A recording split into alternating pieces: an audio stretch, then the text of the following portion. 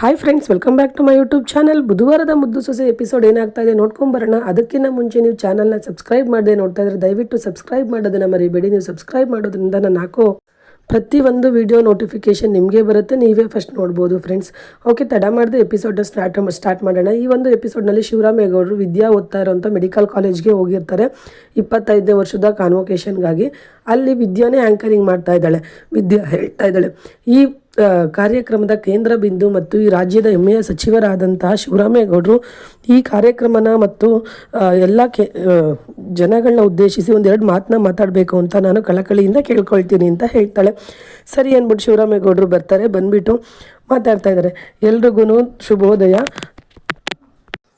ನೀವೆಲ್ಲ ಇಲ್ಲಿ ಎಷ್ಟೋ ಕಷ್ಟಪಟ್ಟು ಡಾಕ್ಟ್ರ್ ಆಗಬೇಕು ಅಂತ ಎಲ್ಲ ಕಷ್ಟನ ಎದುರಿಸಿ ಬಂದು ನಿಂತಿರೋರು, ವೈದ್ಯೋ ನಾರಾಯಣ ಹರಿ ಅನ್ನೋ ಥರ ನೀವು ಜನಗಳಿಗೆ ಸಹಾಯ ಮಾಡಬೇಕು, ಜನಗಳ ಆರೋಗ್ಯನ ಜೀವಗಳನ್ನ ಕಾಪಾಡಬೇಕು ಅಂತ ಹೇಳಿ ಓದಕ್ಕೆ ಬಂದಿರೋರು.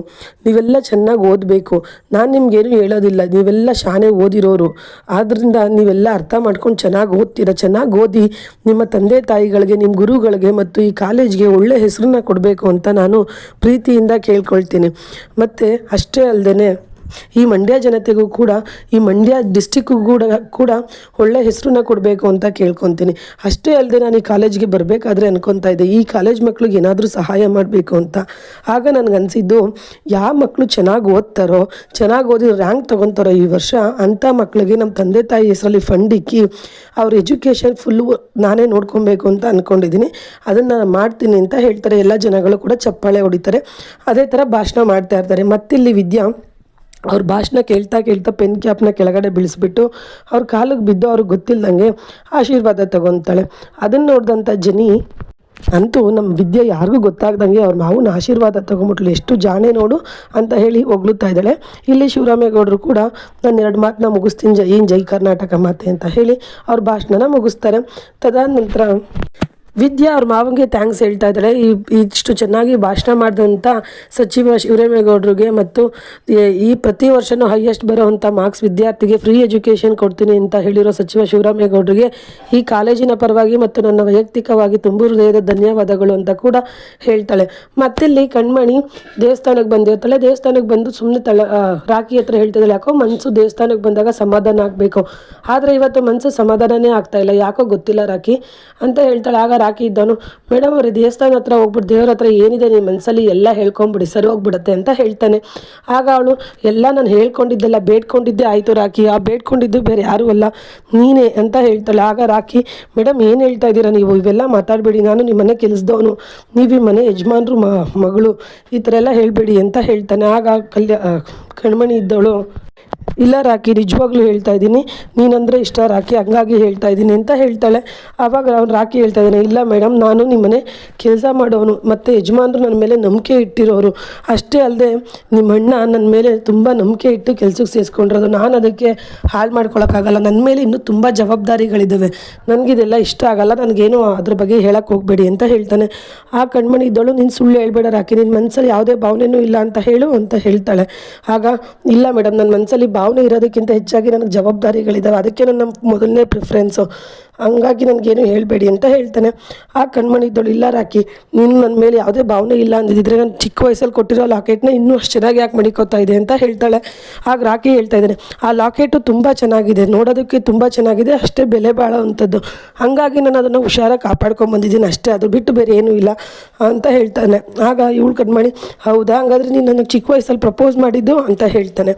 ಅವನು, ಚಿಕ್ಕ ವಯಸ್ಸಿಂದಕ್ಕೆ ಹೋದ್ರಿ ಮೇಡಮ್, ನೀವು ಚಿಕ್ಕ ವಯಸ್ಸಿಂದೆಲ್ಲ ನಾವು ಈ ಕನಸು ಕಟ್ಕೊಂಡು ಕೂತ್ಕೊಂಡ್ರೆ ಆಗುತ್ತಾ, ನಾನು ಚಿಕ್ಕ ವಯಸ್ಸಲ್ಲಿ ಇವಾಗ ದೊಡ್ಡ ಎತ್ತರಕ್ಕೆ ಬೆಳಿಬೇಕು ಅಂತ ಅಂದ್ಕೊಂಡಿದ್ದೆ, ಈಗ ಎತ್ತರಕ್ಕೆ ಬೆಳೆಯೋಕ್ಕಾಯ್ತಾ, ಹಂಗೆ ಚಿಕ್ಕ ವಯಸ್ಸಿನ ಕನಸಿಗೆಲ್ಲ ನಾವೀಗ ರೆಕ್ಕೆ ಕಟ್ಟೋಕ್ಕಾಗಲ್ಲ ಮೇಡಮ್, ನೀವು ಅದ್ರ ಬಗ್ಗೆ ಏನೂ ಹೇಳಕ್ಕೆ ಹೋಗಬೇಡಿ, ನಾನು ಈ ಮನೆ ಕೆಲಸದವನು ಅಷ್ಟೇ, ಅದೆಲ್ಲ ಸುಮ್ಮನೆ ಮನೆಯವ್ರಿಗೆಲ್ಲ ನೋವಾಗುತ್ತೆ, ಪ್ರಪಂಚದಲ್ಲಿ ಸಮಾಜನೂ ಒಪ್ಪಲ್ಲ, ಮನೆ ಕೆಲಸದವನ್ನ ಮದುವೆ ಆಗ್ತೀನಿ ಅಂದರೆ ಮನೆಯವರು ಒಪ್ಪಲ್ಲ, ನೀವು ಸುಮ್ಮನೆ ಇರಿ ಅಂತ ಹೇಳ್ತಾನೆ. ಆ ಕಣ್ಮಣಿ ಇದ್ದವಳು, ಇಲ್ಲ ರಾಖಿ, ನಾನು ನಮ್ಮ ಮನೆಯವ್ರನ್ನ ಒಪ್ಪಿಸ್ತೀನಿ, ನೀನು ಒಪ್ಕೊ ಅಂತ ಹೇಳ್ತಾಳೆ. ರಾಖಿ, ಇಲ್ಲ ಮೇಡಮ್, ನೀವೇನು ಮಾಡಬೇಕು ದೇವ್ರ ಹತ್ರ ಹೇಳ್ಕೊಳ್ಳಿ, ನನಗೆ ಈ ವಿಷಯ ಎಲ್ಲ ಹೇಳಬೇಡಿ ಅಂತ ಹೇಳಿ ಸುಮ್ಮನೆ ಆಗ್ತಾಳೆ. ಮತ್ತಿಲ್ಲಿ ಶಿವರಾಮೇಗೌಡರು ಭಾಷಣ ಮುಗಿಸಿ, ಭದ್ರಾ ಅಲ್ಲೊಂದು ಸರ್ಕಾರಿ ಕಾರ್ಯಕ್ರಮದೊಂದು ಇದೈತೆ, ಅಲ್ಲಿ ಅಟೆಂಡ್ ಮಾಡಬೇಕು, ಬಾ ನೀನು ಹೋಗೋಣ ಅಂತ ಹೇಳ್ತಾರೆ. ಕಾಲೇಜಲ್ಲಿಂದ ಆಗ ಭದ್ರ ಇದ್ದವನು, ಇಲ್ಲ ಅಪ್ಪ ನನಗೆ ಬೇರೆ ಕಡೆ ಕೆಲಸ ಇದೆ, ಬೇರೆ ಮದುವೆ ಅವು ಇವು ಅವೇ, ನಾನು ಅಲ್ಲೋಗಿ ಮುಖ ತೋರಿಸ್ಕೊಂಬರ್ತೀನಿ, ನೀನು ಸರ್ಕಾರಿಗೆ ಇದನ್ನು ಅಟೆಂಡ್ ಮಾಡ್ಬಿಟ್ಟು ಬಾಪ್ಪ ಅಂತ ಹೇಳ್ತಾನೆ.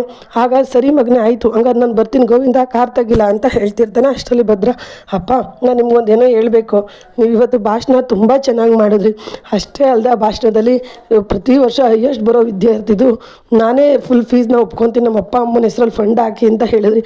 ಅದನ್ನು ಕೇಳಿ ನಂಗೆ ತುಂಬ ಶಾನೆ ಖುಷಿ ಆಯ್ತಪ್ಪ ಅಂತ ಹೇಳ್ತಾನೆ. ಆಗ ಶಿವರಾಮೇಗೌಡರು, ಕಣ್ಲ ಸಹಾಯ ಮಾಡಬೇಕು, ನಾವು ಸುಮ್ಮನೆ ದುಡ್ಡನ್ನ ಮನೇಲಿ ಗೆದ್ಲಿಡ್ಸ್ಕೊಂಡು ಕೂತ್ಕೊಂಡ್ರೆ ಏನು ಪ್ರಯೋಜನ, 4 ಜನಕ್ಕೆ ಸಹಾಯ ಮಾಡಿದ್ರೆ ದೇವ್ರು ಒಳ್ಳೇದು ಮಾಡ್ತಾನೆ ಕಣ್ಲ ಅಂತ ಭದ್ರಂಗೆ ಹೇಳ್ತಾ ಇರ್ತಾರೆ ಅವರಪ್ಪ. ಮತ್ತಿಲ್ಲಿ ಕಣ್ಮಣಿ ಮನೆಗೆ ಬರ್ತಾಳೆ. ಮನೆಗೆ ಬಂದುಬಿಟ್ಟು ರಾಖಿನ ಹುಡುಕ್ತಾ ಇದ್ದಾಳೆ. ರಾಖಿಯಲ್ಲಿ ಎಲ್ಲೂ ಇರಲ್ಲ. ಅಯ್ಯೋ ನಾನು ಪ್ರಪೋಸ್ ಮಾಡಿದೆ ಅಂತ ಮನೆ ಬಿಟ್ಟೇನಾದರೂ ಹೋಗ್ಬಿಟ್ಟು ಡ್ರೈವರ್ ಕೆಲಸ ಬಿಟ್ಟು ಎಲ್ಲೋದ, ತಡಿ ಫಸ್ಟ್ ಅನ್ನಾರ ಕೇಳೋಣ ಅಂತ ಹಿಂಗೆ ಬರ್ತಿರ್ತಾಳೆ. ಅಲ್ಲಿ ವಿನಂತಿ ಬರ್ತಿರ್ತಾಳೆ. ಆಗ ವಿನು ನೀನು ಎಲ್ಲಾದರೂ ರಾಖಿನ ನೋಡಿದ್ಯಾ ಅಂತ ಕೇಳ್ತಾಳೆ. ಆಗ ವಿನಂತಿ, ಇಲ್ಲ ಕಣ್ಮಣಿ ನೋಡಲಿಲ್ಲ, ಯಾಕೆ ಎಲ್ಲಾದರೂ ಹೊರಗಡೆ ಹೋಗ್ಬೇಕಾ ಅಂತ ಕೇಳ್ತಾಳೆ.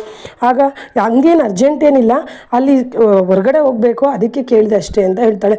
ಹೊರಗಡೆ ಹೋಗೋಕ್ಕೆ ನನ್ನ ಹತ್ರ 1000 ದಾರಿ ಇದೆ, ಹೇಳ್ತೀನಿ ಹೋಗ್ತೀಯಾ ಅಂತ ಹೇಳ್ತಾಳೆ ವಿನಂತಿ.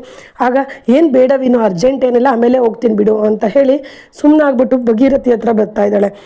ಅಮ್ಮಮ್ಮ ರಾಖಿನ ನೋಡಿದ್ಯಾ ಅಮ್ಮಮ್ಮ ಅಂತ ಕೇಳ್ತಾಳೆ. ಆಗ ಅಮ್ಮಮ್ಮ ಇದ್ದವರು, ಇಲ್ಲ ಕಣೆ ನಾನು ನೋಡಲಿಲ್ಲ, ಎಲ್ಲೋ ಅವಾಗಲೇ ನಾನು ಜಯಮ್ಮನ ಹತ್ರ ಮಾತಾಡ್ತಾ ಇದ್ದೆ ಪಕ್ಕದ ಮನೆಯವ್ರ ಹತ್ರ.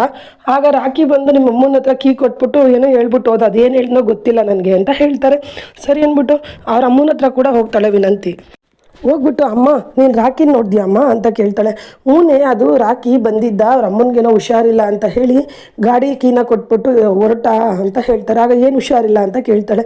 ಅದನ್ನೆಲ್ಲ ನಾನು ಕೇಳಲಿಲ್ಲ ಕಡೆ, ಫೋನಲ್ಲಿ ಮಾತಾಡ್ತಾ ಇದ್ದೆ, ಹಂಗಾಗಿ ಸ್ವಲ್ಪ ದುಡ್ಡು ಕೊಟ್ಬಿಟ್ಟು ಕಳಿಸ್ದೆ ಅಷ್ಟೇ ಅಂತ ಹೇಳ್ತಾಳೆ.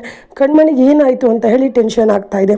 ಮತ್ತಿಲ್ಲಿ ವಿದ್ಯಾ ಮತ್ತು ಜನಿ ಇಬ್ಬರು ಕೂಡ ಮಾತಾಡ್ತಿರ್ತಾರೆ. ಆವಾಗ ಜನಿ ಕೇಳ್ತಾ ಇದ್ದಾಳೆ, ಆದರೂ ವಿದ್ಯಾ ಇವತ್ತು ಸೂಪರಾಗಿ ಮಾತಾಡಿದೆ ಕಣೆ ನೀನು ವಿದ್ಯಾ, ಅಷ್ಟೇ ನೀನು ಅಲ್ದೇನೆ ನಿಮ್ಮ ಮಾವ ಕೂಡ ಅಷ್ಟೇ ಚೆನ್ನಾಗಿ ಮಾತಾಡಿದ್ರು, ಅಷ್ಟೇ ಚೆನ್ನಾಗಿ ನಡ್ಕೊಂಡ್ರು ಅಂತ ಹೇಳ್ತಾಳೆ. ಆಗ ಅವಳಿದ್ದಳು, ಹೌದು ನಮ್ಮ ಮಾವಯ್ಯ ಹಾಗೆ, ಬರೀ ಅವರು ಸಚಿವರು ಅಷ್ಟೇ ಅಲ್ಲ, ಅವರು ಜನನಾಯಕ ಇದ್ದಂಗೆ ನಮ್ಮ ಮಾವ, ಅಷ್ಟು ಚೆನ್ನಾಗಿ ಮಾತಾಡ್ತಾರೆ ಅಂತ ಹೇಳ್ತಾರೆ. ಆಗ ಹೌದೌದು ತುಂಬ ಚೆನ್ನಾಗಿ ಮಾತಾಡಿದ್ರು ನಿನ್ನ ಥರನೇ, ಅದಕ್ಕೆ ನಾನು ನಿನ್ನ ಜಾಣೆ ಅಂತ ಹೇಳೋದು ಅಷ್ಟೇ. ಸರಿ, ಅದಲ್ಲದೆ ನಿಮ್ಮ ಮಾವನ ಪಕ್ಕ ಒಬ್ಬರು ನಿಂತಿದ್ರಲ್ಲ, 6 ಅಡಿ ಮಾಸ್ ಲೀಡ್ರ್ ಥರ, ಅವ್ರು ಯಾರು ಅಂತ ಕೇಳ್ತಾಳೆ. ಆಗ ವಿದ್ಯಾ ಸೈಲೆಂಟ್ ಆಗಿಬಿಡ್ತಾಳೆ. ಆಗ ಜನಿ ಇದ್ದಳು, ನನಗೆ ಗೊತ್ತಾಯಿತು ಬಿಡು ನೀನು ಸೈಲೆಂಟ್ ಆದಾಗಲಿ ಯಾರವರು ಅಂತ ಹೇಳಿ. ಓಹೋ ಅವ್ರು ನಿಮ್ಮ ಯಜಮಾನ್ರಲ್ವಾ, ಹಸ್ಬೆಂಡ್ ಅಲ್ವಾ ಅಂತ ಹೇಳ್ತಾಳೆ. ಆಗ ವಿದ್ಯಾ ಇದ್ದಳು, ಹೌದು ಅವ್ರ ಬಗ್ಗೆ ನನಗೆ ಈಗ ಮಾತಾಡೋಕ್ಕೆ ಇಷ್ಟ ಇಲ್ಲ ಜನಿ, ನೀನೇನು ಕೇಳಬೇಡ, ಅವ್ರ ಬಗ್ಗೆ ನನಗೆ ಇಷ್ಟ ಇಲ್ಲ ಹೇಳೋಕ್ಕೆ ಅಂತ ಹೇಳ್ತಾಳೆ. ಆಗ ಜನಿ ಇದ್ದವಳು, ಅಲ್ಲ ಕಣೆ ಈಗಲೂ ಏನು ಕಾಲ ಮುಂಚಿಲ್ಲ, ಅವ್ರ ಜೊತೆ ಚೆನ್ನಾಗಿ ಹೊಂದ್ಕೊಂಡು ಹೋಗ್ಬೋದಲ್ವಾ ಅಂತ ಹೇಳ್ತಾಳೆ. ಆಗ ಪ್ಲೀಸ್ ಜನಿ ನೀನು ಅದ್ರ ಬಗ್ಗೆ ನನಗೇನು ಹೇಳೋಕ್ಕೆ ಬರಬೇಡ ಅಂತ ಹೇಳಿ ಕ್ಲಾಸ್ಗೆ ಹೋಗೋಣ ನಡಿ ಅಂತ ಹೋಗ್ತಿರ್ತಾರೆ. ಅಲ್ಲಿ ಡೀನ್ ಸರ್ ಕರೀತಾರೆ. ಡೀನ್ ಸರ್ ಚೇಂಬರ್ಗೆ ಹೋಗಿ, ಸರ್ ಏನು ಸರ್ ಕರೆದ್ರಂತಲ್ಲ ಅಂತ ವಿದ್ಯಾ ಕೇಳ್ತಾಳೆ. ಆವಾಗ ಅವ್ರು ಡೀನ್ ಸರ್ ಹೇಳ್ತಾ ಇದ್ದಾರೆ, ಇವತ್ತು ತುಂಬ ಚೆನ್ನಾಗಿ ಕಾರ್ಯಕ್ರಮ ನಡೆಸ್ಕೊಟ್ಟೆ ಅಮ್ಮ, ಅದಕ್ಕೆ ನಿನಗೆ ಥ್ಯಾಂಕ್ಸ್ ಹೇಳಬೇಕು ಅಂತ ಕರೆದೆ ಕಣಮ್ಮ ಅಂತ ಹೇಳ್ತಾರೆ. ಆಗ ಅವಳು, thank you so much sir, ನೀವು ನನಗೆ ಈ ಅವಕಾಶ ಕೊಟ್ಟಿದ್ದಕ್ಕೆ ತುಂಬಾ ಧನ್ಯವಾದಗಳು ಸರ್ ಅಂತ ಹೇಳ್ತಾರೆ. ಆಗ ಅವರ ಟೀಚರ್ ಕೂಡ ಅಲ್ಲೇ ಇರ್ತಾರೆ, ಅವ್ರ ಲೆಕ್ಚರರು, ಅವರು ಹೇಳ್ತಾ ಇದ್ದಾರೆ, ನೋಡಮ್ಮ ವಿದ್ಯಾ ಅಷ್ಟಕ್ಕೆ ಎಲ್ಲ ಕರೆದಿದ್ದು, ನೀನು ಬರೋ ವರ್ಷಕ್ಕೆ ಎಕ್ಸಾಮಲ್ಲಿ ಹೈಯೆಸ್ಟ್ ತೆಗೆದ್ರೆ ಶಿವರಾಮೇಗೌಡರ ಕಡೆಯಿಂದ ಫ್ರೀ ಎಜುಕೇಷನ್ ಇದೆ, ಆ ಕ್ವಾಲಿಟೀಸ್ ಎಲ್ಲ ನಿನ್ನ ಹತ್ರ ಇದೆ, ನೀನು ಟ್ರೈ ಮಾಡು ಆ ಫ್ರೀ ಸೀಟ್ ತೊಗೊಳೋದಕ್ಕೆ ಅಂತ ಹೇಳ್ತಾರೆ. ಸರಿ ಮೇಡಮ್ ಅಂತ ಹೇಳ್ತಾರೆ. ಆಗ ಅವ್ರು ಡೀನ್ ಸರ್ ಇದ್ದವರು, ನೋಡಮ್ಮ ಶಿವರಾಮೇಗೌಡರು ಅಷ್ಟು ಒಳ್ಳೆ ಮನುಷ್ಯ, ತುಂಬಾ ಒಳ್ಳೆ ಮನುಷ್ಯ, ಅವ್ರು ಜನಗಳಿಗೆ ಹೆಲ್ಪ್ ಮಾಡ್ತಾರೆ ಅಂತ ಹೇಳ್ತಿರ್ತಾರೆ. ಅಷ್ಟರಲ್ಲಿ ಜನಿ ಇದ್ದವರು, ಹೌದು ಸರ್ ಅದ್ರ ಬಗ್ಗೆ ವಿದ್ಯಂಗೆ ಚೆನ್ನಾಗಿ ಗೊತ್ತು, ಯಾಕಂದರೆ ಅವರು ವಿದ್ಯನ್ ಮಾವ ಅಂತ ಹೇಳ್ಬಿಡ್ತಾಳೆ. ಅದನ್ನು ಕೇಳಿದಂಥ ಡೀನ್ ಸರ್ ಶಾಕ್ ಆಗಿ, ಹೌದೇ ನಮ್ಮ ನಿಜ ಹೇಳ್ತಾ ಇದ್ದೀರಾ, ಅವ್ರ ಮಗನ ಜೊತೆ ನಾನು ನಿಮ್ಮದು ಡಿವೋರ್ಸ್ ಕೇಸ್ ನಡೀತಾ ಇರೋದು ಅಂತ ಹೇಳ್ತಾರೆ. ಆಗ ಹೌದು ಸರ್ ಅಂತ ಎಲ್ಲ ನಿಜ ಒಪ್ಕೊತಾಳೆ. ಇದಿಷ್ಟು ಬಂದು ಇವತ್ತಿನ ಸಂಚಿಕೆ ಫ್ರೆಂಡ್ಸ್. ನಾಳಿನ ಸಂಚಿಕೆಗಾಗಿ ಈ ಕೂಡಲೇ ಚಾನಲ್ನ ಸಬ್ಸ್ಕ್ರೈಬ್ ಮಾಡೋದನ್ನು ಮರಿಬೇಡಿ. Thank you for watching. Bye.